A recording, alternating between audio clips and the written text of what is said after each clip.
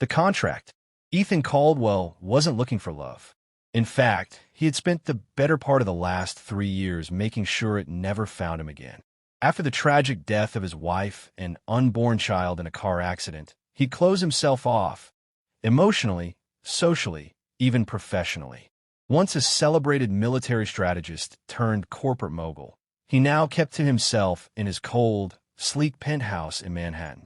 So when the proposal crossed his desk, a legal, sterile document offering a marriage of convenience, he didn't laugh. He considered it. The offer came from a woman named Lila Hayes.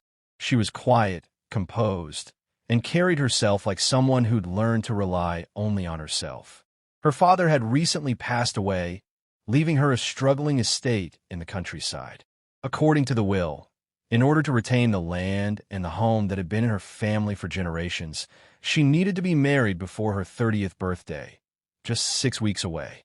Ethan had no reason to help her, but something about her letter, the raw honesty in her words, stirred something inside him. She didn't ask for love. She didn't pretend she had anything to offer except a partnership built on mutual benefit. She keeps her home, and he gets favorable tax breaks for a business investment he was about to make in rural New York. Simple, clean, logical. The next day, he met her in person. Lila was nothing like the women he'd once known. She didn't flatter him.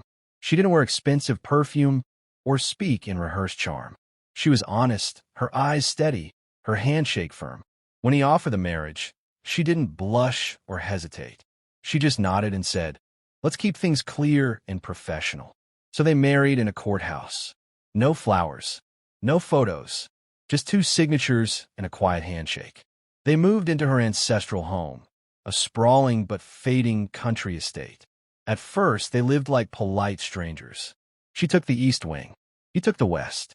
They only spoke when necessary, usually over morning coffee or during shared maintenance decisions. But slowly, something began to shift. He saw how she spent hours tending the neglected garden, how she touched every broken window and faded wall with quiet reverence. She wasn't trying to survive off this place. She was fighting to revive it. It wasn't about land. It was about memory, family, roots. And for the first time in years, Ethan felt something warm stir inside him. It wasn't attraction. Not yet. It was belonging. One night, during a thunderstorm, the power went out. Lila came to his side of the house, holding a candle and 2 mugs of tea. They sat on the couch and talked, for real, for the first time. She told him about her childhood, about losing her mother to illness at 13, about caring for her father until the end. He told her about Emily, his late wife, and the baby they'd never held. And she didn't say, "I'm sorry," like everyone else did. She just looked at him with understanding. "You don't have to pretend you're not broken," she whispered. "I know what broken feels like." That night, Ethan couldn't sleep. Not because of the storm, but because for the first time in 3 years, he realized he didn't feel empty anymore. Something was changing, what he had lost. Months passed. Spring turned to summer, and the estate bloomed. With Ethan's help, the house was repaired. He brought in workers, not because he had to, but because he wanted to see Lila smile when she stepped onto a newly restored porch.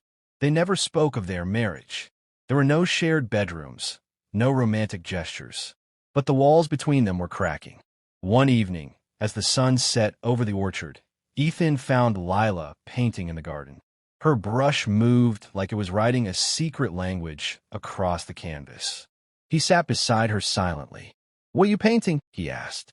"Home," she said. "But it's changing." He looked at her, really looked at her, and in that moment, he realized she wasn't just changing the house. She was changing him. Later that night, he sat by the fireplace alone, staring at a photo of Emily. For years, he had clung to the pain like a shield. He had convinced himself he could never love again, never feel joy without betrayal. But then Lila walked in, barefoot, wrapped in a wool shawl, and sat beside him without a word. And he broke. Tears streamed down his face, years of guilt and loneliness flooding out. Lila said nothing. She just held his hand, gently, like it was the most natural thing in the world. In that silence, something inside Ethan healed. It wasn't about forgetting Emily. It was about remembering who he used to be before grief swallowed him whole. And for the first time, he wanted to live again. Weeks later, he made breakfast. For her.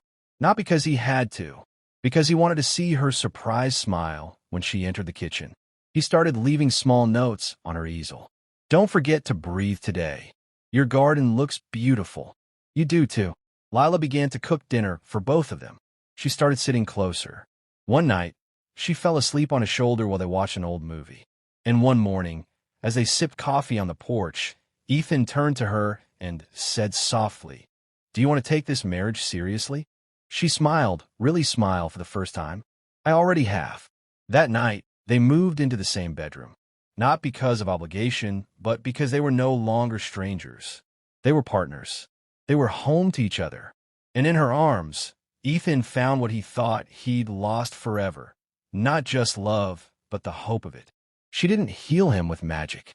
She didn't replace the past. She simply stayed. And that was enough to bring him back to life.